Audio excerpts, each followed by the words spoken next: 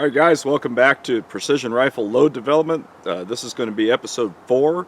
This is where rubber meets the road. We're going to actually test fire the loads that I loaded up during the last episode.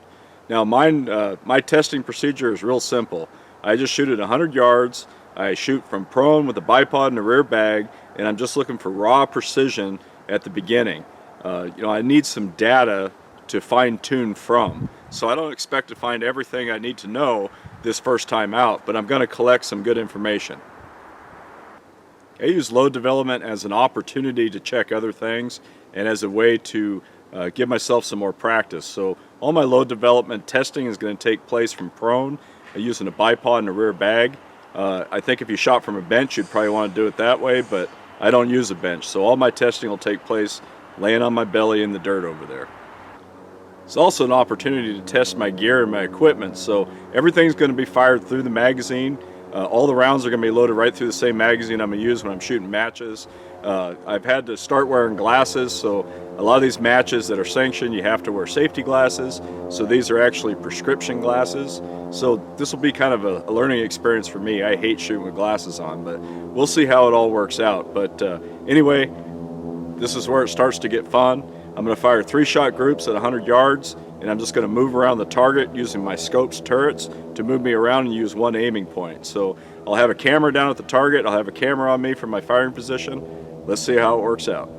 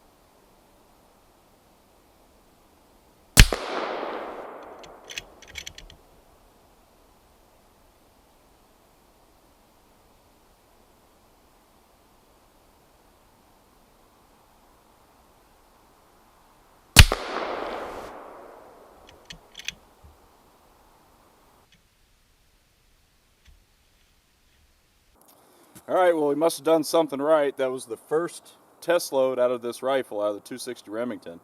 This load was 42 grains H4350 out of new brass with CCI 250s, and it's a 130 grain Hornady ELD-M seated 20 thousandths off the lands. So what I'm going to do now is I'm going to shoot the 42.5 grain load, and all I'm going to do is I'm going to dial my scope up, a minute and a half, 6 clicks or whatever, just to make sure the group gets far enough away from this group to make sure that they're, not overlapping each other. But, that looks pretty good. That's sub half MOA, first test load. Now, I will tell you that I shot this rifle right before we went to SHOT Show just to get it, rough zeroed. I took 347 grain ELD-Ms, put a middle of the road load together, seated them 20 or 30 off the lands, came out, bore sighted the scope, and then fired these 3 shots, and then moved the scope over from there. And I haven't fired it since, so you can see the first 3 shots there, they were under half an inch, so I think this barrel's going to shoot.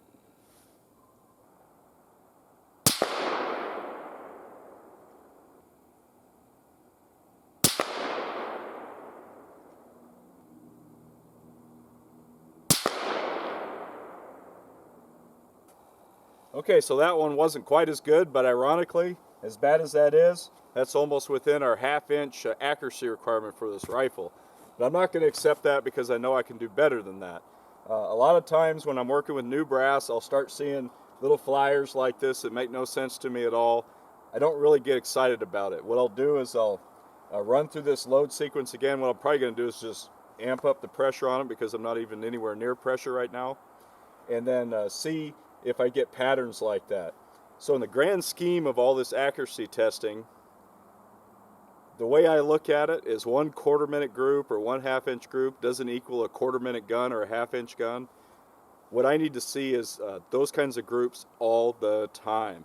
So when I get one that has a little flyer like that and I can't call that on myself, I kind of lose confidence in that load. So while it doesn't have to be, every single load in one hole, I need to see, somewhere around 0.2 or 3 for most of the groups, and never any bigger than 1/2 inch. So anyway, our next round we'll shoot the Bergers, the 130 grain hybrids, and they're going to use the same recipe as I did on those ELD-Ms. All I'll do is I'll move the scope over, I'll dial in about 2 minutes of right wind, and shoot right up the same line with those bullets.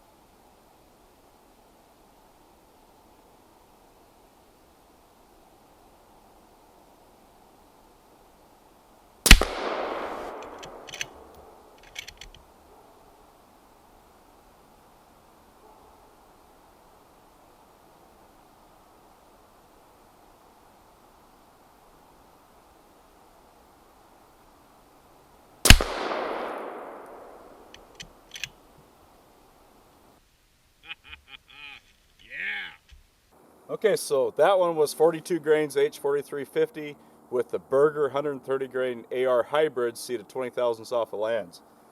That's kind of what I want to see out of this rifle. That gives you big confidence in your gun, at least, that it will do anything you can do with it. But anyway, I'm going to shoot the next one at 42.5, see if we could duplicate that.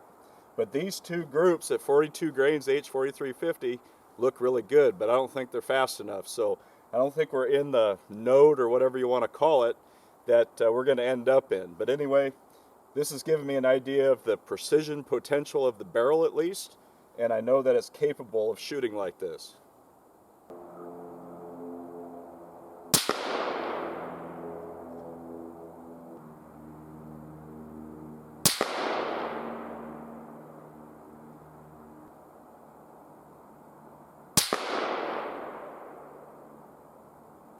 Okay, we're 12 shots into this, and we're already starting to see a little bit of a pattern going on here. At 42 grains, seated 20 thousandths off the lands, the ELD-M and the hybrid, the Berger hybrid, both shot little tiny groups, so 0.2, 0.3 groups. When we increased the powder charge to 42.5 grains, the ELD-M opened up to just a little bit more than 1/2 inch, and the Berger hybrid opened up to just under 1/2 inch. So while I don't get super excited when I'm still working with new brass and a fresh barrel, that looks like a pattern to me, and I'm going to note it as such in my book. Now, what I normally do in a sequence like this, I'll load up something different and start working up, because we're not anywhere near pressure right now. So maybe the next one might be 43 grains, but I'll always load at least one 3-shot set of cartridges at that load recipe so I can confirm it. So if I start seeing a pattern where every time I come out 42 grains at 20 thousandths off the lands shoots a little tiny bug hole like that, it's a pattern. It's a good solid load. So I always have something to fall back on. So as I work up, if I don't find something else, I know that one will work. So anyway, that's it for today. That was 12 shots. Time to hit the loading bench again and try something else. All right, well, I think that was a pretty good first session with this rifle and those hand loads. The next step is I've got all my once-fired brass put in this tub here and marked.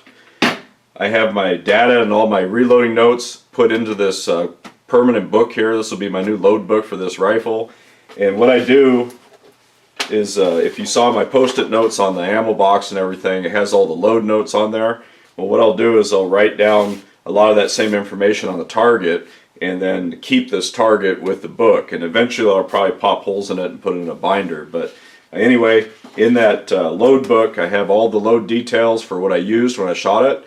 And then I also put in there the size of the groups, things like that, whether or not there were pressure signs, what the weather was like, if I felt like I was shooting okay, if I know I wasn't shooting okay, things like that go into that load book. Another thing that I did was I took another throat measurement with my modified case, and I measured my, I took a comparison measurement of new brass versus fired brass to get an idea of how much it's stretching, and I'm going to adjust my seating depth to that. So it looks like I'm getting about 10 to 11 thousandths of stretch from a new piece of brass to a fired piece of brass, and then I'm bumping it back 2 thousandths. So there's about a 9 thousandths difference between a fired case and a new case. So I'm going to adjust my seating depth in the next round to accommodate that, and end up running them about 10 thousandths off the land. So anyway, I think it was a pretty good session. Now there are other ways to measure how your loads are working in your rifle. There's some popular ways where you shoot several shots of different increments of powder across the chronograph, and you look for flat spots and velocities, which are supposed to equate to a node that the rifle likes. So if you get several 2/10 increments in powder charges that are pretty close in the same velocity, you should start looking in that area because that's a node. And I'm sure all that stuff works. I'm just old school. We just, the way I was taught, the way I always did it was I just shot groups at 100 yards and looked for raw accuracy. I'm just looking for precision right now. And my experience has told me that when you find little groups like that that repeat themselves over and over, you're bound to have low ES or low SD somewhere in that same area. So, I just come at it a different way. I don't think either way is better or worse. The velocity way is probably a little bit faster for guys who don't have access to an easy range like I do, but I can step right out my back door and shoot at 100 yards, weather permitting. So that's just the way I always do it. At the end of all this, at the end of this accuracy testing, like I said before, I'm going to go up to pressure. I'm going to figure out where that pressure is, where the high pressure starts, and then I'm going to back it off a little bit and start fine-tuning from there.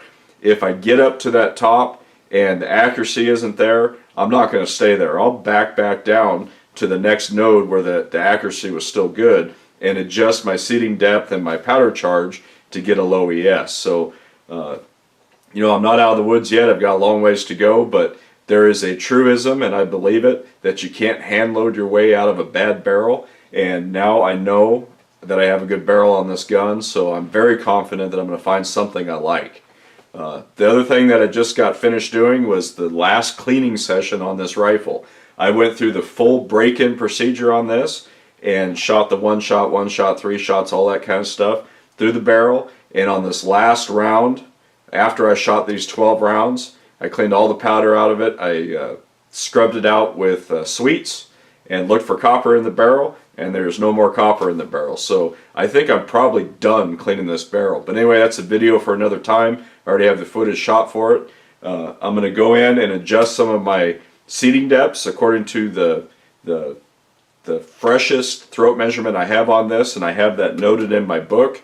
I have my bullet in the case set aside so that it always stays the same for this barrel. And I'm just going to start ramping them up. I'm going to go up in pressure. I'm going to start adding half grain at a time, H4350, until I start looking at pressure signs.